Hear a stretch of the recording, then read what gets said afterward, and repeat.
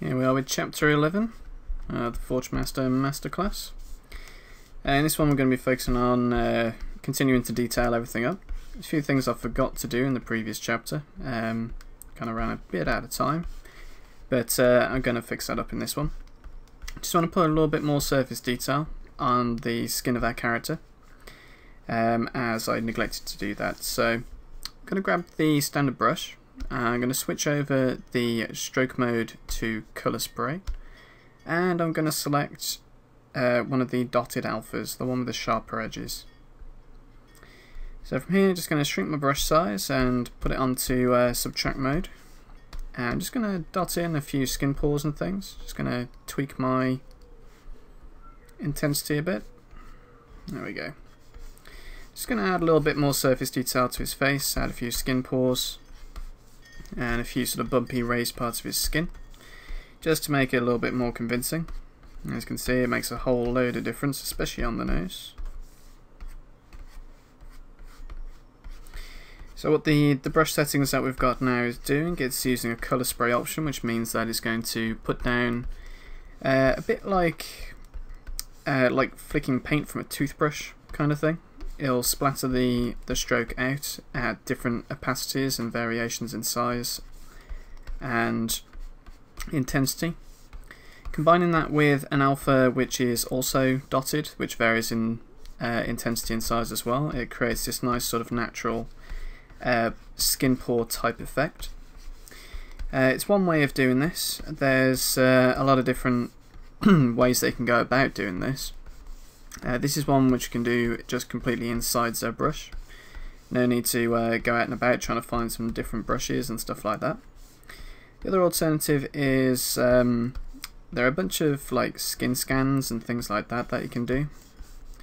You could actually just put down a few blots of paint in Photoshop, turn it into an alpha and use that as well. Just stretch it over the surface. Using black and white photo reference or other resources around the net, you can get a bunch of scanned silicon prints. So they're actually sort of molds of somebody's face in silicon, and then scanned in on a computer, and the depth information is taken from that. That's the most accurate way of doing it, because you don't get any colour information as you would from photographs, and you don't get any light or shadows. It's literally just the surface. So just going to continue just kind of painting this out onto the surface.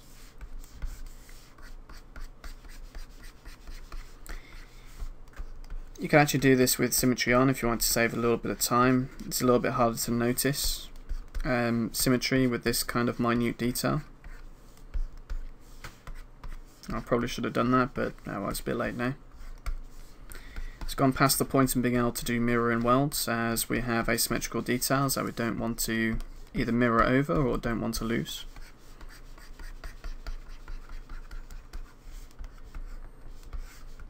You can see it's added a lot more sort of variation to the skin surface, and it's a lot more convincing now. So you can also hold down Alt while you're doing this and you'll get some raised sections. This is really good, especially around the eyes. Notice that I've also got our burn on his face as well, which would benefit from having a few of these sort of raised areas. But around the eyes, if we zoom in, you can get sort of a lot of believability around the eyes if you have a look up close. I don't know if it's because I obviously don't seem to get enough sleep lately, but I seem to have a lot of sort of very visible marks above my eyes, so it's very similar to this. Very visible pores. You want to keep your brush size fairly small, as of course that will affect the size of the pores that you're putting down. And this can be quite a laborious task if you have a full body that you're going to be doing this with. One of the other ways that we could do this is just use the surface tool. If we nope, that's all good. If we go to our tools menu and go to the surface modifier and press noise, if we zoom in on our guy, see this automatically applies noise to the character. Obviously it's a bit over the top as it is, but if we shrink the scale and change the strength to a +1. That should indent it on the surface. And that actually looks pretty convincing and saved me a lot of work.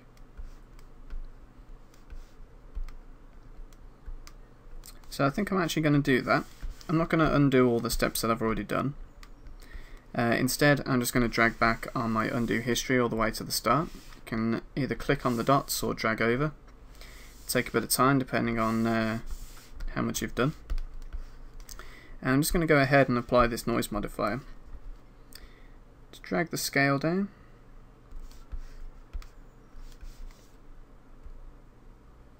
Drag the scale a lot more.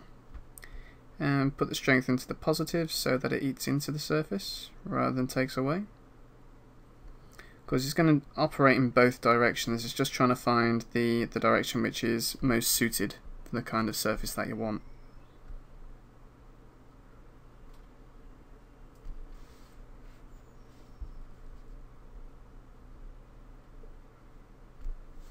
I'm going to press OK on there, have a look at the result. So that's added a fair amount of detail. However, this detail isn't actually physical detail on the model, it's just sort of a bump map. So, for instance, if I actually drop down a few subdivision levels, even when we have absolutely like no polygons, this detail will still show up. We can embed that into our mesh. So I'm just going to put the subdivision levels all the way back up, and we're dealing with 6 million polys. I think, yep. Yeah, 6 million polys. So that should be more than enough to do this. Of course, it is over quite a large area, as I mentioned earlier. So we'll see what detail we can retain and see what we need to enhance. If we go back to our Service tab and then click the Apply to Mesh button, it's actually going to apply this surface detail to the physical mesh. There we go. So now it's not quite as sharp as it was, which is fine. It's going to provide a nice bit of a base. It should allow us to come in and sort of smooth down a few areas, as well as enhance a few as well. So instead of having it completely automated, you can come in and put the sort of the hand sculpted touch to it as well.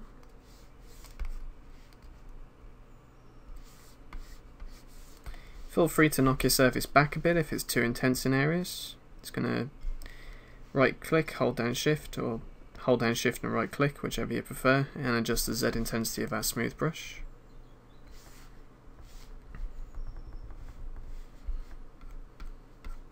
And I'm just going to knock back sort of the cheeks a bit. There's a little bit much going on there.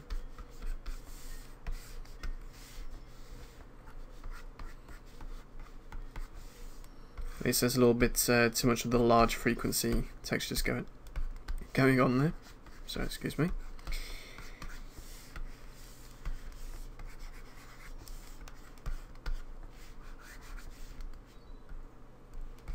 So as I said, don't want too much going on its head. As if you've seen bald guys before, they generally don't have you know, wrinkly heads. They're usually quite smooth.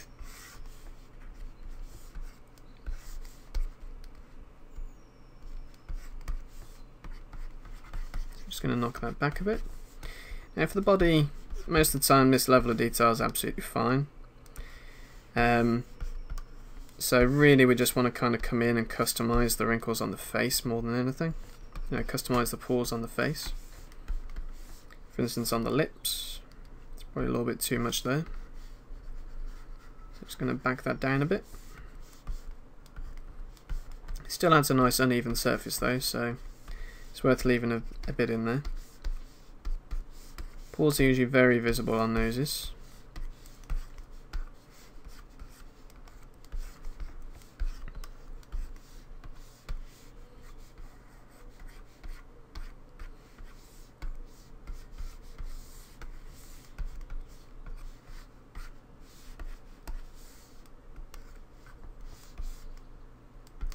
So there we go, it's a bit of a shortcut for you guys. It's worked out quite well. Quite happy with that sort of level of detail on there. I might still come in, tweak a few of the wrinkles, enhance a few as I go.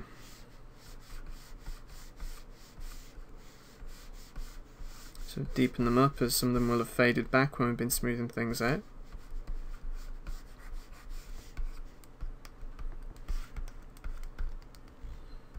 But not all of them, just the ones which we really want to stand out.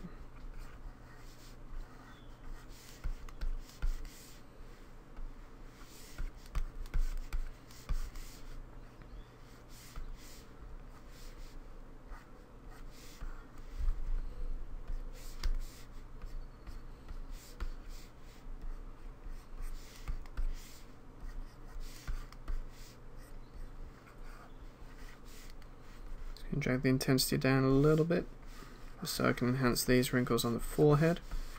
So these are things which you really want to show through on the normal map, so just enhance them a bit.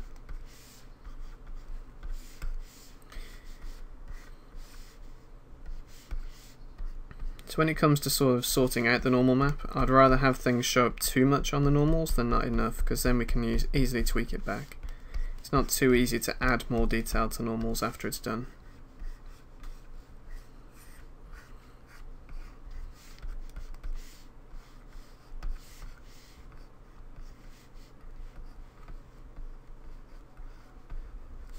So I'm just going to sort of enhance this burn with a few extra wrinkles kind of coming into it.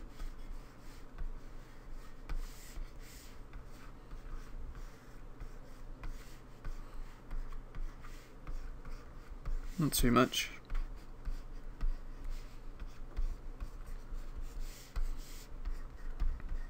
Since we added the noise, it kind of faded back into the skin. It's not quite so visible anymore, so it's more of an indication for myself, and sometimes it'd just be a nice addition to the normal map to have these extra little details in there.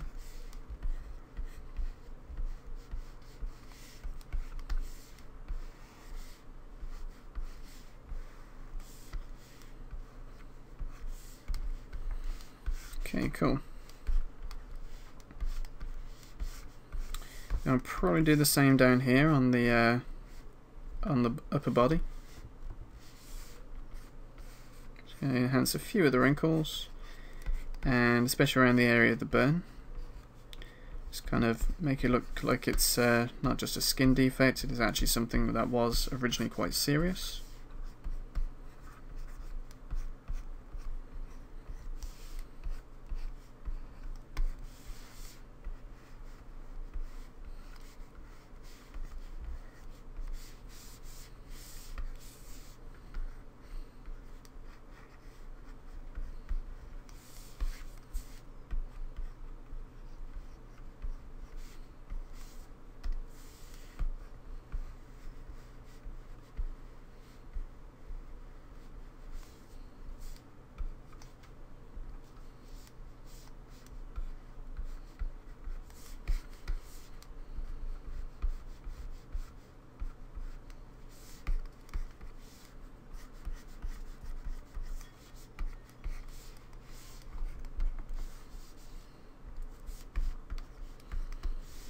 It's just starting to look a little bit more intense now. You should never be too scared about sort of carving in too deep to the mesh. Generally, it always helps enhance things, especially when we're going to be projecting normal maps from them.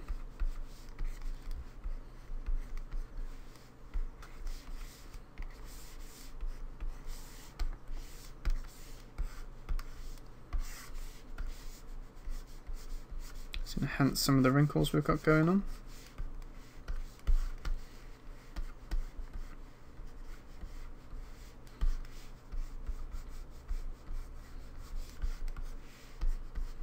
Should have really done this in the previous chapter, but I ran out of time before I had to head out to work, so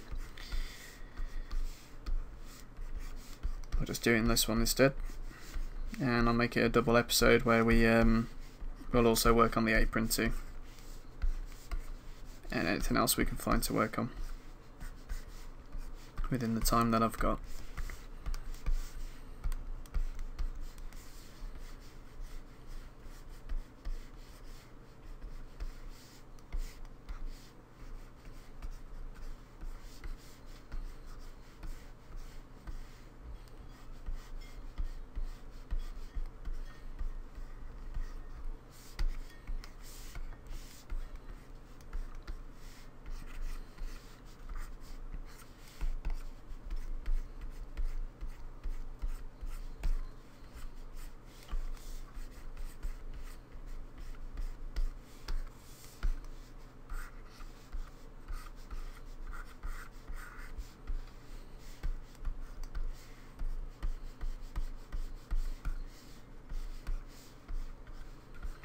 Not really adding in anything new, just kind of enhancing everything that was already there. I may cut across a few lines to add in a few extra sort of more detailed wrinkles, or deeper wrinkles. Just to add a bit of variation visually.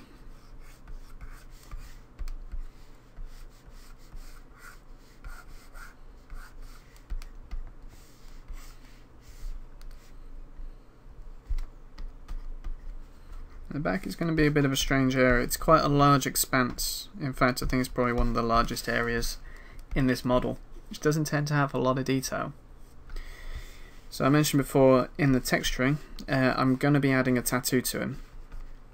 The tattoo will look a whole lot more interesting if it's got some wrinkles and things to sort of interact with.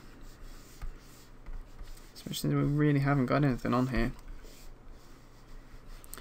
So I think just to add a little bit more interest, I might add probably a scar down his back. So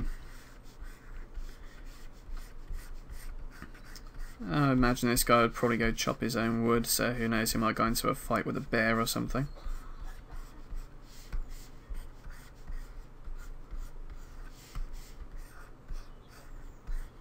Of course the bear lost.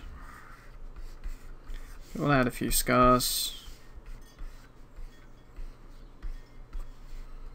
Maybe sort of even an arrow wound or something like that. Gives the guy more of a past and a bit more of a world that he's a part of. So he doesn't just exist on his own. So all I've done to create these scars, just use the Damien standard brush. And I'm just going to fill it in using the clay build brush.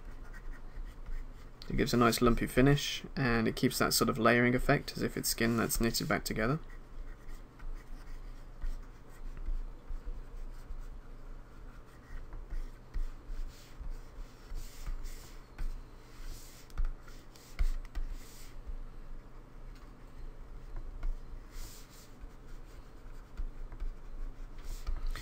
So that's cool. Add a bit more interest to the back. So the thing I want to do now is just sort of add a few sort of surface lumps and bumps to him. So like a few little, like moles and stuff like that. Just going to go back to the standard brush, choose dots and turn off any of the alphas. And just going to start sort of adding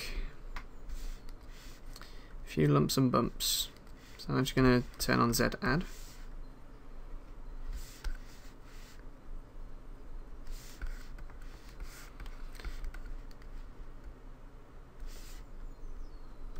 So he's had a lot of fun detail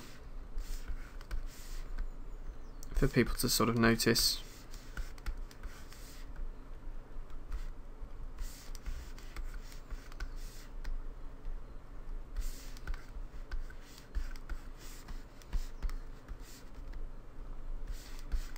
Everyone's got a few lumps and bumps, so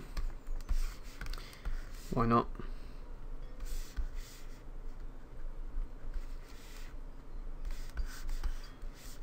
Feel free to hold down Alt and do a few that cut into the surface as well.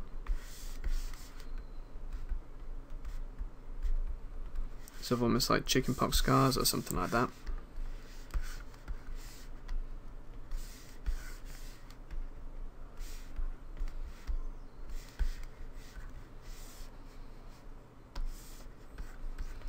Add another scar on his arm.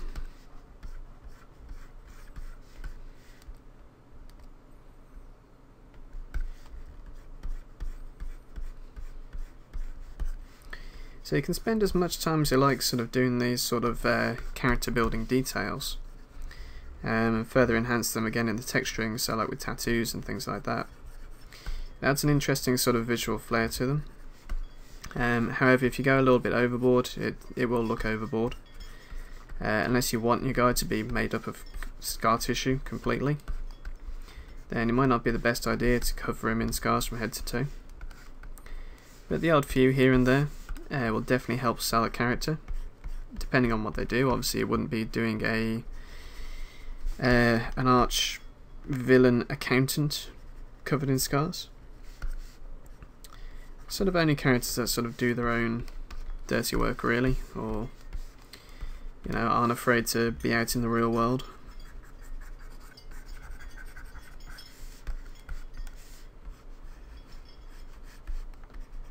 It wasn't the best idea using this brush to do that.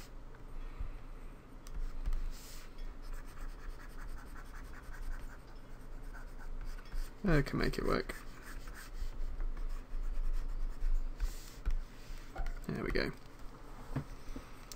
Cool. Let's get back to adding a few lumps and bumps as we go.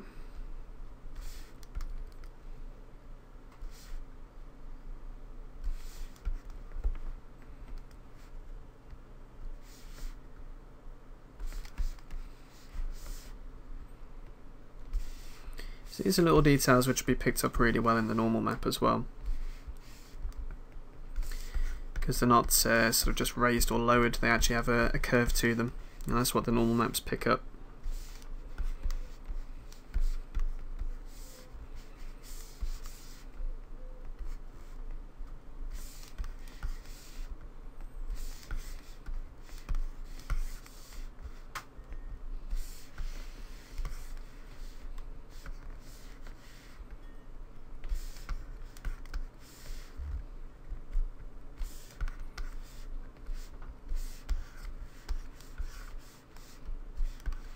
You don't have to go overboard, just pop them in where you think they'd look good.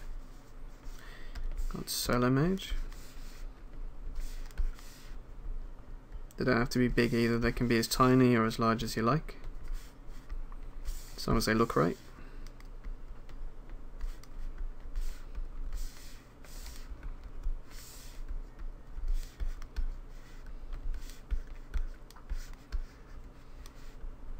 So in the texturing we'll probably add some freckles and stuff, maybe some sort of birthmarks and, you know, that sort of thing.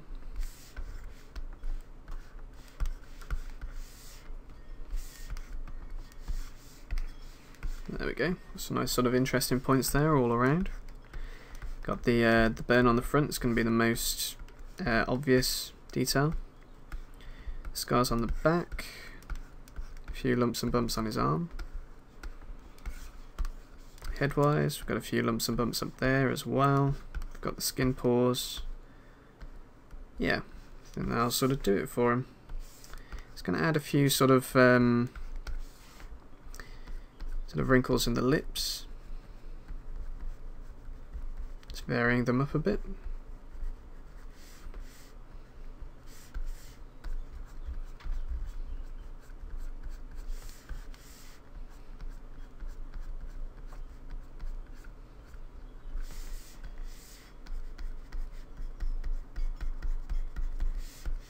Don't want to be too uniform with them, but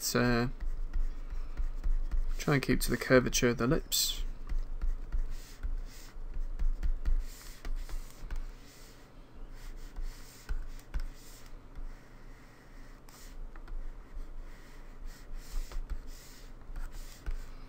There we go.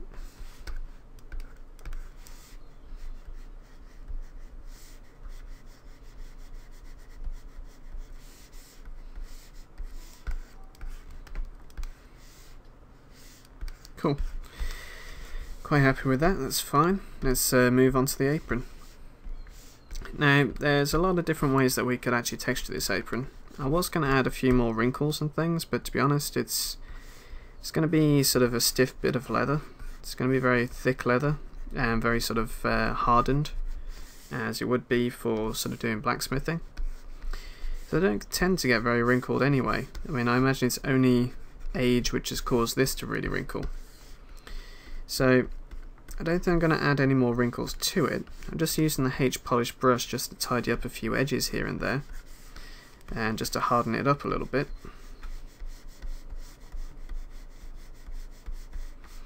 But I'm not going to add any more wrinkles to it.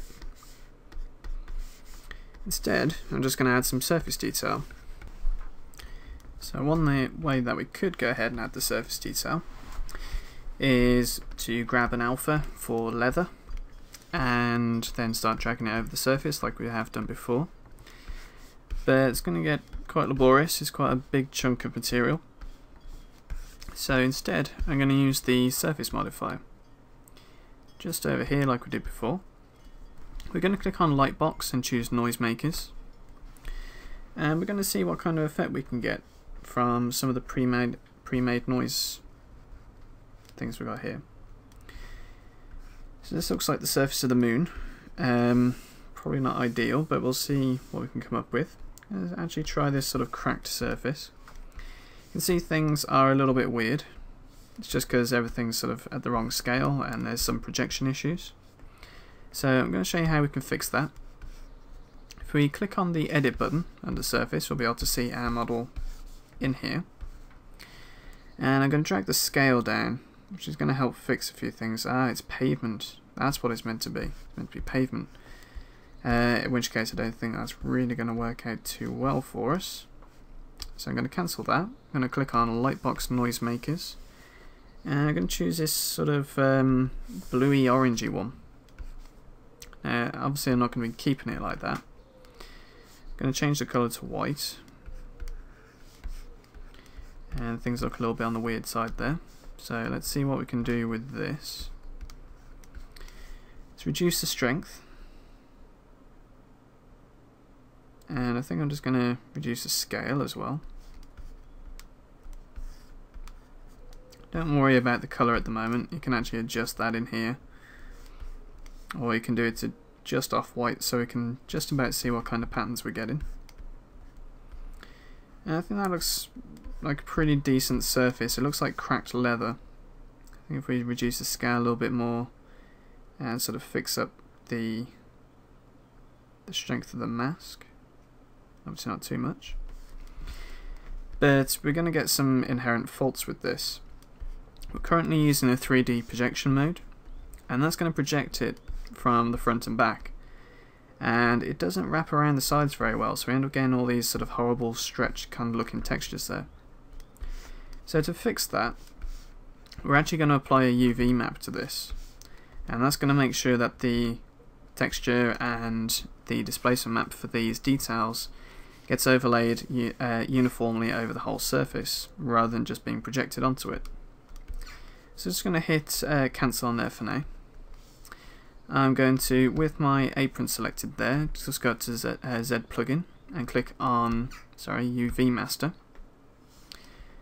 and just going to press work on clone, and I'm going to turn polyframe on. And notice that we get the polyframes come up here. And we should have 3 different polygroups. We've got the one for the rim, we've got the one for the exterior and one for the interior. What we want to do is sort of lay this out in our polygroups. So I'll go through the process and things will make a whole lot more sense instead of me explaining it beforehand. So just follow along with this and we'll see what we get. Now we've worked on a clone, so that's duplicated our subtool and put it into its own little tool palette. So there's nothing else in this scene. I'm going to press Control and Shift and just click on the interior polygroup. And then we're just going to Control, Shift and drag in the background to invert it. So now we're left with our original, our other 2 polygroups, which are mostly, the most visible parts of it. We're then going to go down to polygroups and press Group Visible, so they're now all part of the same polygroup. But if we can Control Shift click on the background, the interior is still its own polygroup. Now the reason for doing this is if we click on underneath UV Master, if we click on the polygroups option here and select symmetry, we can then press unwrap, and if we flatten this is going to show us our UVs. So now we can see that we've ended up with these polygroups being separated into their own UV islands. So this is the rim around the edge that we'll be able to see more clearly, and then we've got the interior.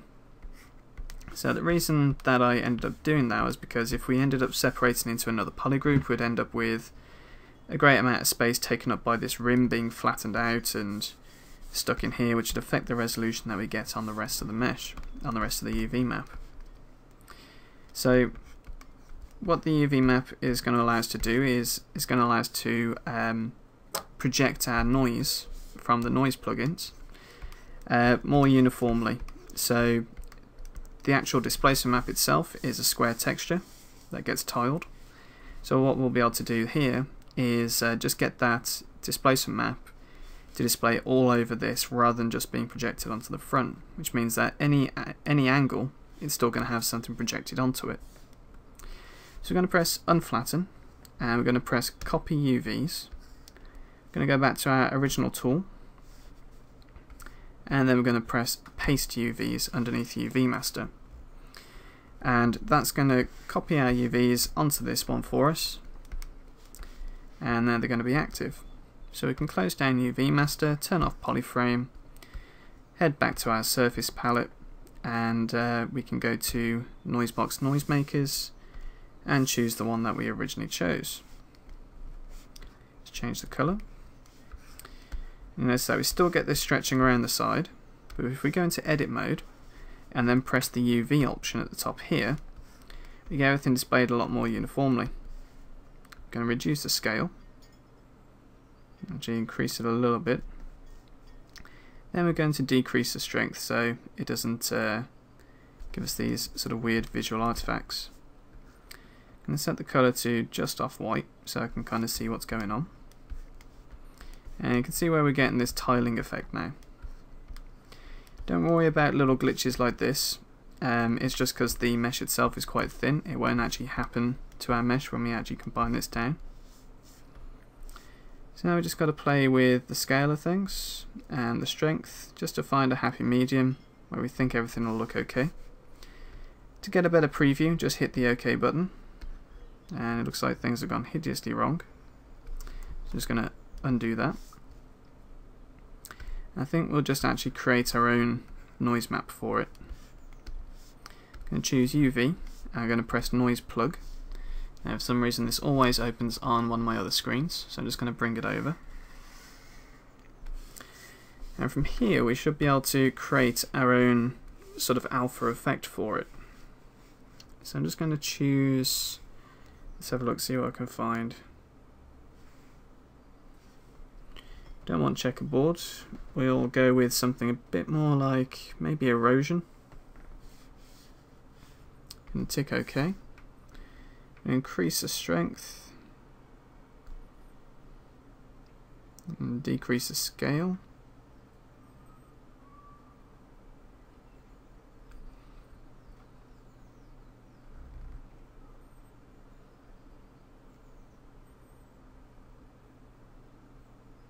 Now we can press OK. And we can see we've got more of a textured effect on there, and we don't have any of that stretching around the side. Still needs a bit of editing, but we're sort of getting there. If we click on the edit next to noise plug, we'll be able to make a few changes to this. I think we may go with perhaps granite. See what kind of effect this gives us. Play with a few of the sliders, not that it's obvious. Just hit OK and we'll play around with the sliders in here instead.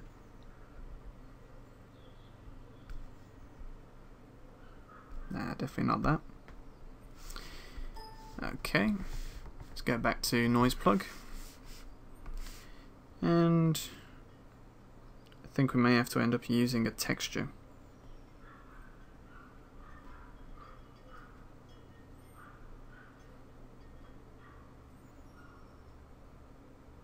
Just having a quick check at some of the options. Let's try simple marble. Press OK. Play around with the scale a bit and the strength.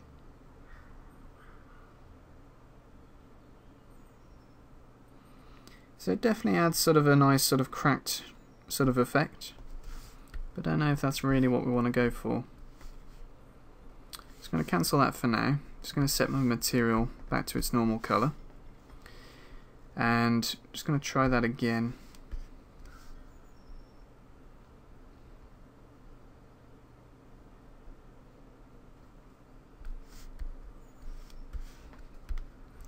So I think at a really low scale and a really low strength we can actually combine these to get something probably more useful.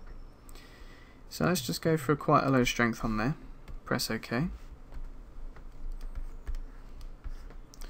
I'm going to see what it looks like when it's actually added to the mesh, see if we actually need to add any more resolution to it.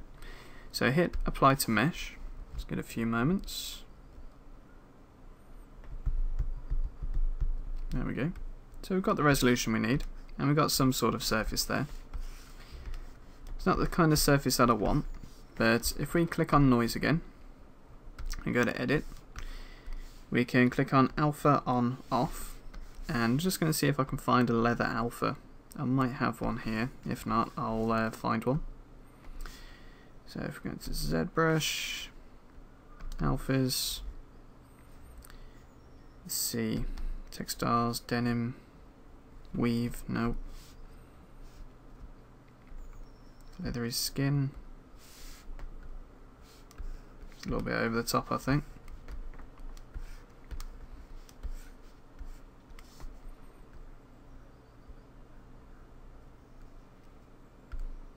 Just turn off noise plug by clicking it again.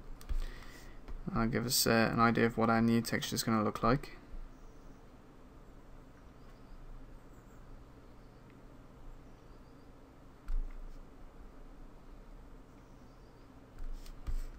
No, that's not going to work for us either. So it looks like we'll just have to enhance this manually. So I'm going to grab my standard brush.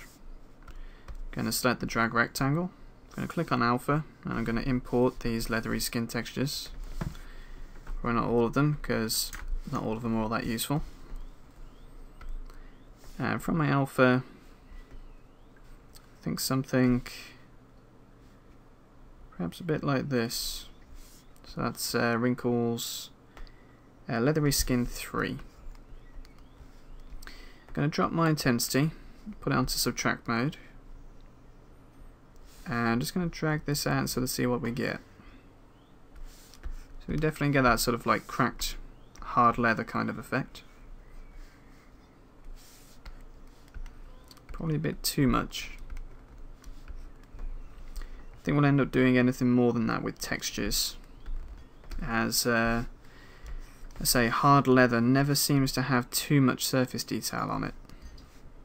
So I might just drop the intensity a fair bit, sort of just infer a little bit of detail more than anything else. So you can always sort of check out what kind of things you should expect from this sort of material just by doing some Google searches.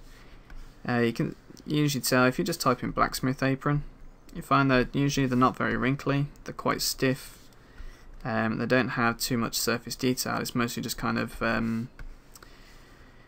more sort of just a texture that they have in terms of coloration. So I can drag these alphas on, unless it's going to crash on me for dragging it too big. Come on ZBrush, there we go. And that's one of the bad things about using alphas. When you drag them quite large, over a large surface area, it will get very laggy. But we're not using it in too many areas, just going to add a little bit of detail here and there. Just mostly for a bit of light to play off of the normal maps. And to aid us a little bit when it comes to the texturing. So that'll do it. Yeah, that'll be fine. However, the details that we can put in, such as stitching and things like that, they're really going to show up, and that's something we want to actually put some time into. So I'm going to click on my brush menu, and I'm going to choose one of Ryan Kinslin's brushes. He's got a bunch of useful seam brushes.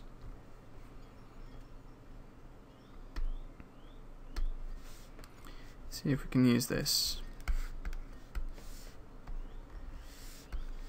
Probably a little bit on the large side. It's going to drag the draw size down.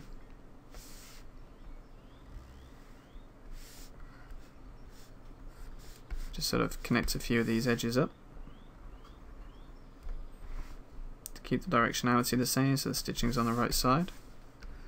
You can really do with a bit more resolution to get all of these details, but to be honest, when it comes to the textures being baked out, you probably won't be able to see them anymore. So I'm just gonna add these little stitches in where it makes sense, sort of where these parts would be joined.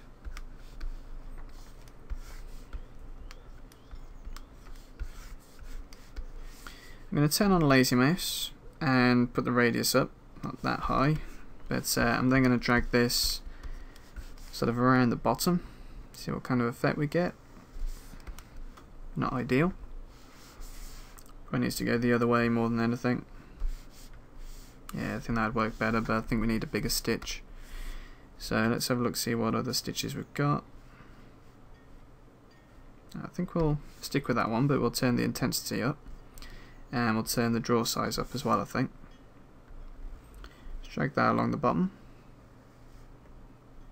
Around the edge.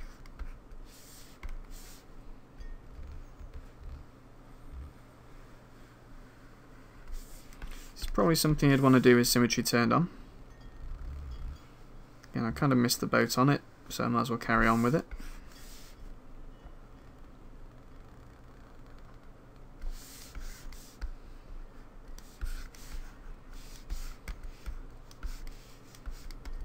So this is where dynamic draw size comes in really handy. So if you've got the dynamic brush size already on, keep it on. It enables you to zoom out and rotate around without having to affect your brush size. It just stays correct all the way around, no matter how far away you are from the mesh. Doing this sort of thing before dynamic brush size actually existed was always a bit of a pain. Always ended up with a few stitches being a different size from the others just by a tiny fraction. And it was really irritating. So I ended up having to do sort of large swaths of it in one go, which didn't always go well. So with lazy mouse on, it's just a little bit easier to sort of keep track of where my brush is and how smooth it is. So where we get these little areas where the brush strokes kind of match up, it looks pretty good. So where we go from one stitch to another,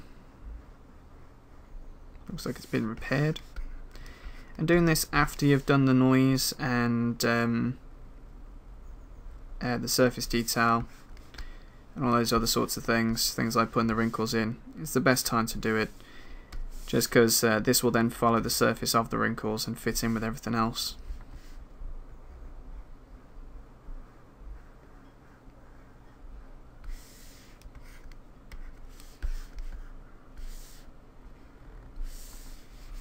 Got to get the direction of the brush right, otherwise we won't get the seams on the right side. Don't worry too much if you kind of get those ridges in there. It's just where the sort of stamp effect of the brush, the tiling alpha, is working. You can go in and smooth them down, or you can leave them in there. It won't show up too much on the normal map, I don't believe, so it's not going to be a big deal. And it adds a nice bit of extra texture to it anyway. So I'm cool with that. There's a nice bit of extra detail on there. I'm going to pass that detail on. Perhaps I might just add an extra little seam in here. Maybe a different type of seam though. So I'm going to grab this one, see what that looks like.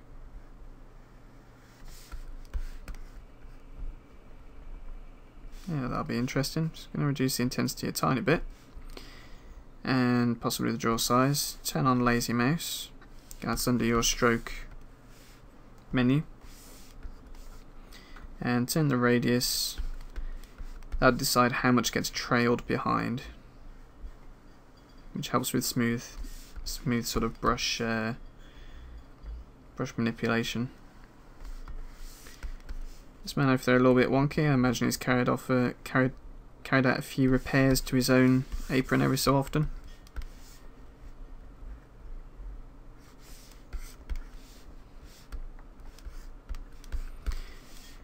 Let's sort out this pouch. That falls into the jurisdiction of the apron, I think, so I think we've got enough resolution on there, maybe not, might need to subdivide it some more. So I'm just going to smooth out a few of these bulges, sort of add a little bit of a little bit more of a flatter edge to them. I'm going to drop down the subdivision level to do that, so it's a bit easier.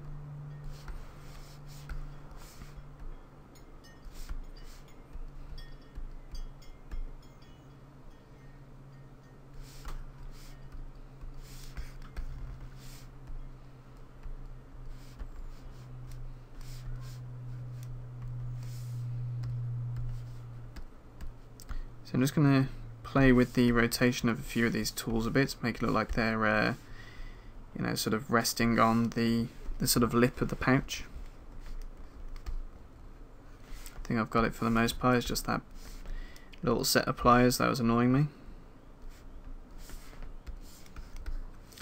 And of course, when you know where something is, you can then account for it with wrinkles and, you know, a bit of displacement in there.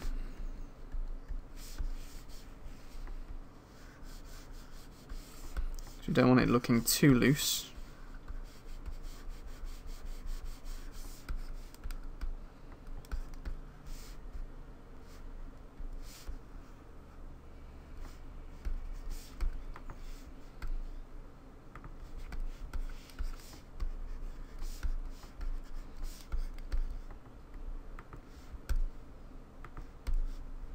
Just going to divide it another time. Smooth things out a little bit, just get a nicer edge on some of these wrinkles. Probably going to do a H polish brush on there. Not that big though. Just want to harden up a few of these.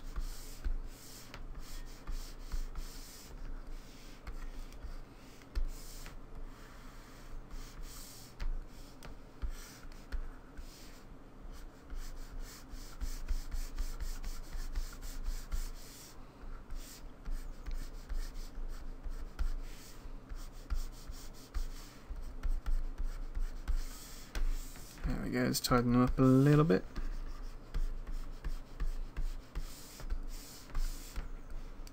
It's all good. Cool, so just going to drag some, I'm going to do a slightly different texture on here, as I'd quite like this to be maybe a softer leather. I imagine you might have replaced it quite often. Heavy tools in there, it'd probably tear or something at some point. So just going to go onto the noise modifier. I'm going to go onto noise plug, and we're going to see if we can get a little bit more of a rougher surface on it, so it might be sort of a softer leather. So let's go with let's go with weave. Actually, we'll go with the herringbone weave. Not that it's very useful to check out on the preview. Let's see what that looks like. Turn the scale down, turn the strength up.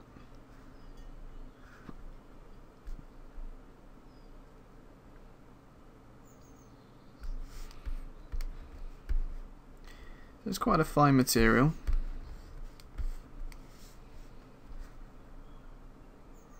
There we go, so need strength in the positive direction to kind of get the right sort of raised surface to it. If we hit OK, I think that looks okay. Be interesting to have a different surface type on there, so I think that'll do alright. We're going to press apply to mesh, and we don't seem to have enough resolution to transfer that detail across. So we're going to undo that, press subdivide another time, press apply to mesh. Get in there, but not quite. Undo again, subdivide, apply to mesh.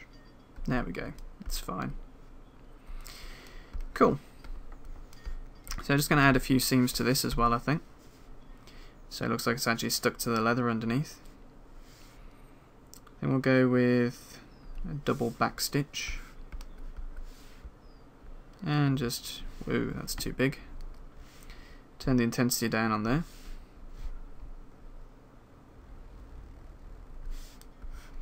Yeah, I'll put that just around the edge. I'm actually going to run a smooth over it first of all.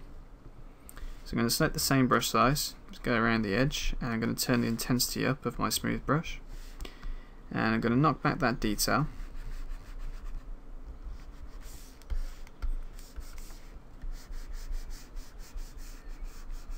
Not totally, but we don't want it sort of messing up the surface and adding too much kind of craziness going on so it's difficult to read.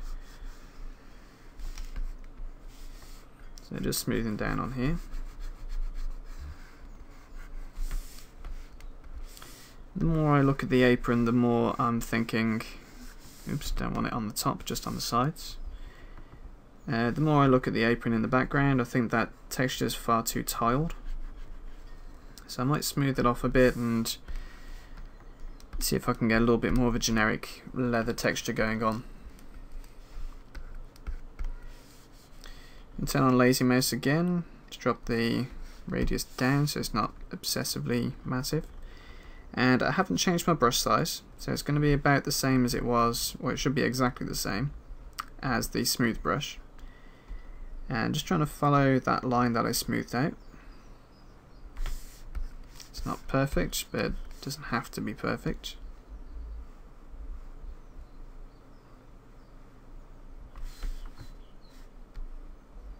I would like it a little bit closer to where it was.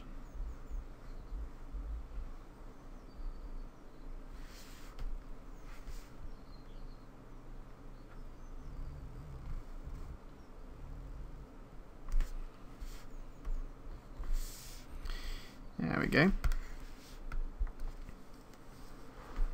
Cool. Right, so let's sort this apron out a bit because it's really bothering me. So I'm just going to do a quick material colour fill on here just so it's the same colour as everything else. Subtool, turn off body paint. So yeah, now I can tell what I've got selected a bit easier. So let's smooth this down. I think we're going to just rely on texture a little bit more for this instead. I don't want 100%, so undo that. Just going to right click, hold down shift, drag the intensity down.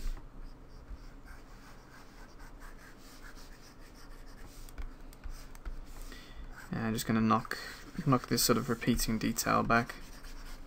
I'm not going to obliterate all the surface texture because it will add something, but the way that it was far too uniform, far too tiled, and the human eye is really good at picking out sort of tiling pattern textures.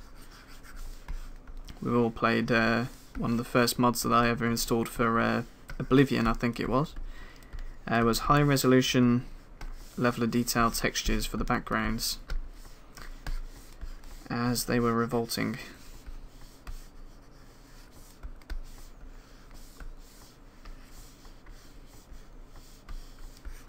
So I'm just smoothing it back. I'm not destroying all of the surface detail on there, but it's kind of making it far more subtle. As the boiled leather or the hardened leather of the apron is going to have quite a high specular quality, I think.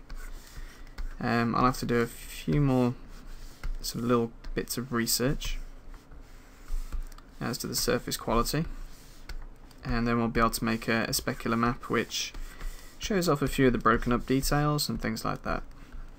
It's going to look pretty good, I reckon. So, yep, that there is the apron done. So, let's turn on perspective underneath the draw menu. Now, kind of see him in a perspective view.